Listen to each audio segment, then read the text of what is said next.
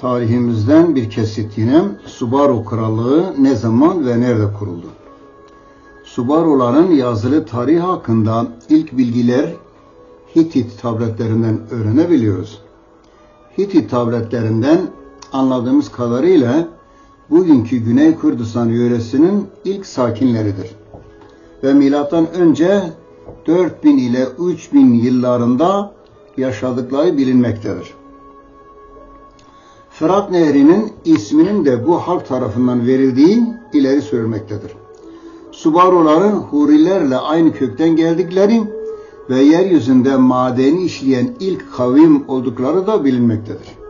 Mezopotamya'da gelişen kültürlerin kökenini burada aramanın daha doğru olacağı kanaatindeyiz.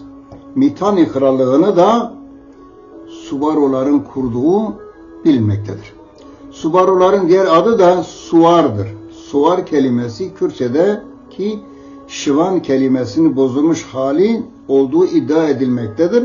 Aynı zamanda atlılar manasına da gelir. Suvar, ata binen, atlı anlamına da geliyor. Kürtçe'de Şivan çoban demektir. Kürtlerin önemli bir bölümü bugün de hayvancılıkla geçinmektedirler. Erbil'de Subaruların bir bölümünün yaşadığı yerde tarihi Kürt Aşiret Konfederasyonu olan Zubari Konfederasyonu Subaru adını halen taşımaktadır. Irak'ta Dışişleri Bakanlığı yapmış Hoşyar Zebari adında bir Kürt bakan bu aşirettendir.